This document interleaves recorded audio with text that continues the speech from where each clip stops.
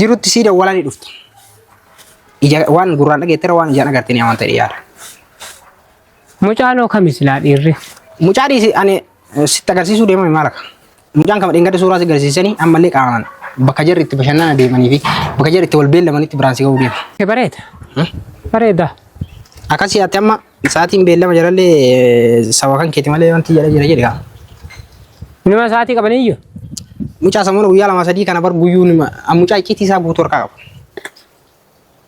si galaami kana ati amma borsaa kan kee fudhattee Finfinnee deemattee baanan guyyaan gurraacha ifa cillaa ifatu na nyaateera see gaafa nabdii kutuu jedhee ajaan hundeessa. Salaamu alaikum warahmatullahi wabarakatuh kan tadda otoo kennaa jirra jirtu isin jechaa bakkum jirtan salaamtan ta'e ta'onni raakaati isin biraa geettu isin jennaa kan tadda otoo kenna.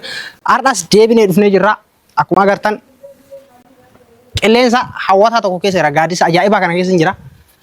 Garuu halkan ifee guyyaa dukkanaa agartanii isin.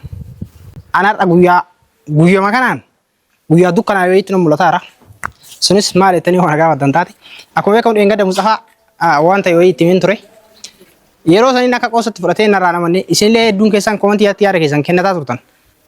Turtan jechuu kan wantoota kenna har'an tana saniifuu wanti ani dhufeef akkuma dura isinii hime har'allee dhimmi an bakka kanatti argameef qilleensa bareedaa kana jalatti argameef dhimma Mustaafaa fi daraartuu tiitii jechuudha. Wantoota kenna yeroo lammaffaatiif waa'ee dhimma saniitiin deebuu kiyya maaliif ija tiyya tanaan osoo argu cal'isuun hin dandeenye Mustaafaa kanaa ganama tokko gargaaruu fi rakkina isaa irraa baraaruu barbaadu jechuudha.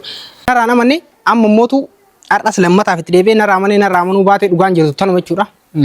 Mustaafaan hin dhufaa yoo inni dhufe waan ta'e wayii har'allee oduu haaraa waan dhagaye wayiitu qaba jira waan quba qabu wayiitu jira jechuudha.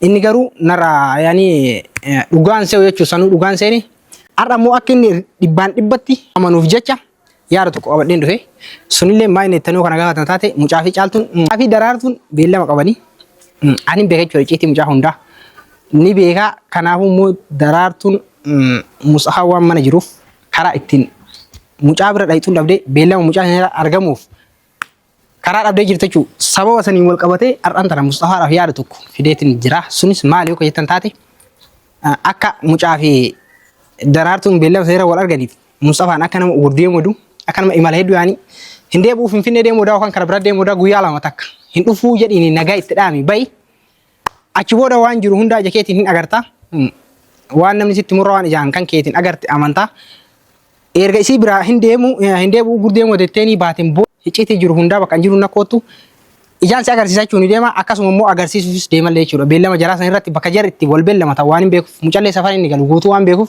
icciitii mucaa hundaa waan harkaa qabuuf jechuudha. Mustaafaadhaan akkas jedhii daraartuu biraa bayi achi booda bakka jiru nakkootu waan ansitti min amantuu misla ija keetii waan agarteen amantachuunif deema jechuudha. Akkasuma immoo innis waan gurraan dhagayeerra waan ijaan arge fudhatama qabaaf jedhee yaada. Hundaafuu amma Mustaafaan dhufu nu faana tura.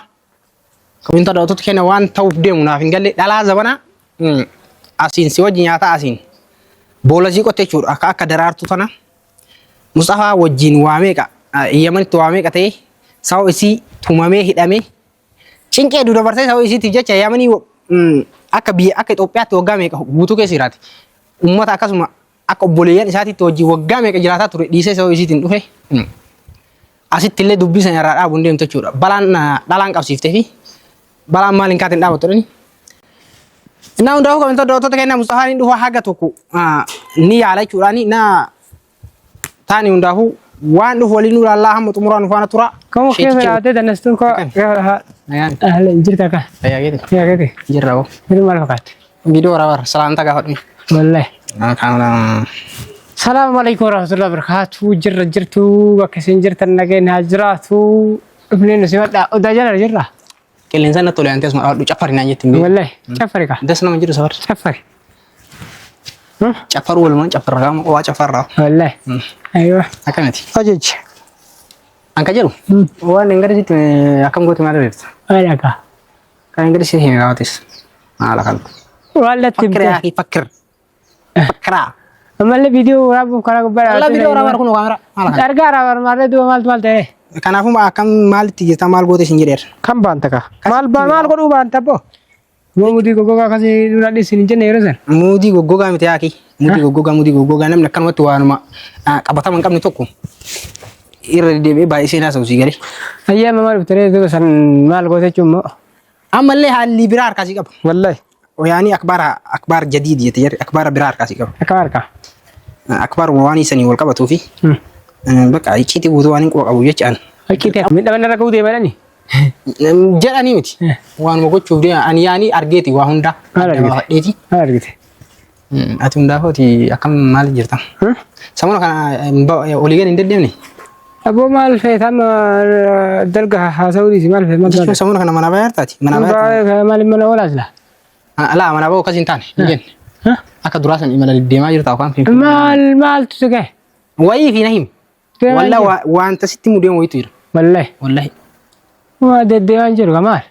Guyyaa lama sadii kana deemaa jirtu mi? Aywa. Okay, amma asirratti wanni si mudeen maal si fakkaati? Daraartuu fi mucaan beellama waliin qaban. Wal arguudhaaf. Aywa. Kanaafuu immoo ati mana jirtaa karaa ittiin deemtee mucaa wajjin wal agartu dhabdi. Ani moo? Isiin daraartuun jechuudha. Sihiin mana jiru deemtee beellama isaa irratti bakka itti walii beellamatti wal arguu sawasanii dhabde sii galee. Aywa. Amma asirratti maalin si jechuu barbaade si fakkaati? Daraartuu biraa. Finfinnee deemuudha guyyaa lama sadii hin galu.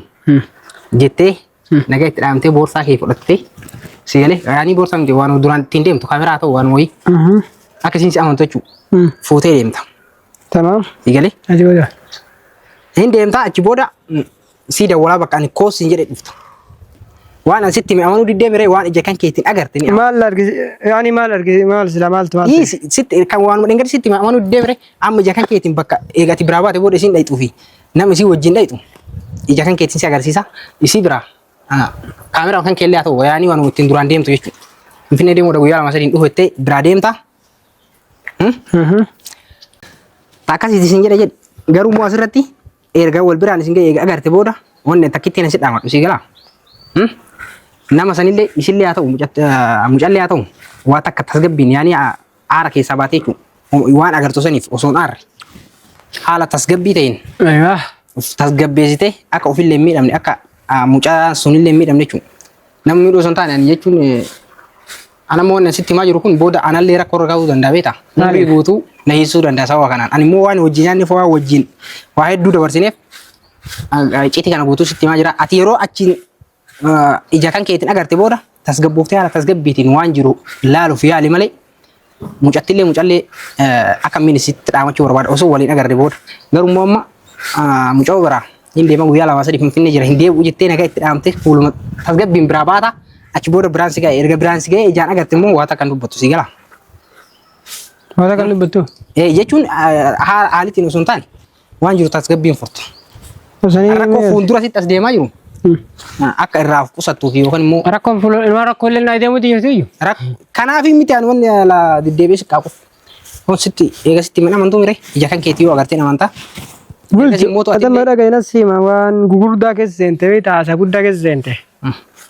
Haasawni guddin silaa yoo dubbiin fallaa ta'e bakka si geessu beektaa. Tapha anaaf si hiriyyoo makkaan gaddaa san taphattee ni miire. Yoo hadha mica yoo manaa bahu baattee manuma oolte ciisaa oolte akka ati. Haasaa guddaan irraa qabdu. Sanalee yaadhiisi. Qasanii narra dhiisi. Bulchoo taa'e. Atummaan bichaan. Dhagaye.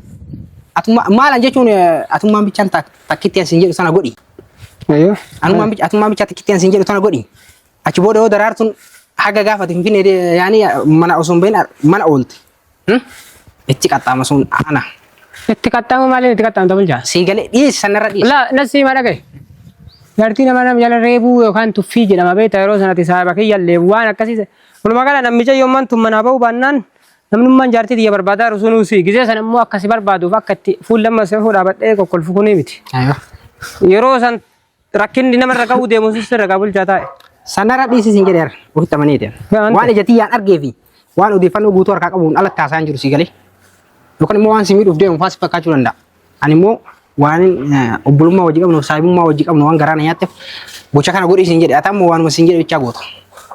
Daraartuudhaan deemaa jira imala deemaara. jettee meeshaa kan kee yaani bas shaanxaa kan kee waan ittiin wayita dalagaa deemtu qabattee baata bira guyyaa lama sadiin dhufu jettaan achi booda na bakka jirutti sii dawwalanii dhuftu ija waan gurraan dhageettira waan ijaan agartee ni amanta dhiyaata. Mucaanoo kamis laa dhiirri.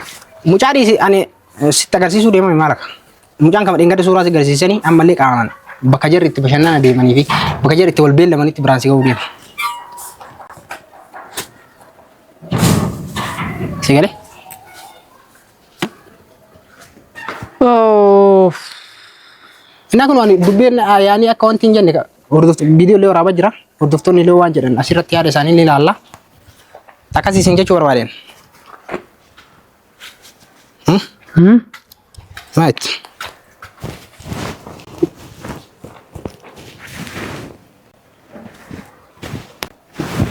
Maal ishee? Yalla okay bareeda. Bareeda. Akkasii ati amma sa'aatiin beellama jalallee saba kan keeti malee wanti jedha gaa. Nima sa'aatii qabaniyyuu. Mucaa sammuu guyyaa lama sadii kana bar guyyuu nima mucaa icciitii isaa guutuu harkaa qaba. Si galaami. Kan ati amma boorsaa kan kee fudhattee Finfinnee deemattee baanan jara lamaan beellama isaaniitti itti fufanii achi booda ni agarsiifachuu waan jiru hundaa'u. Yalla jabaadha yee. Galata. Doa illee nuuf godhaa Mustafaa kana waan kanaaf adagaan isa soqannaaf hin galle durallee sababa daraartuutiif araba hunda tumsiisanii hiisisanii waan jiru hundaan beekan jechuudha. Amma erga biyya isaatti galillee roorroon jara hafaan jirtu. Hundaafuu khayri wa khayraati. Assalaamu alaikum warahmatullahi wabarakatuh. Bye bye.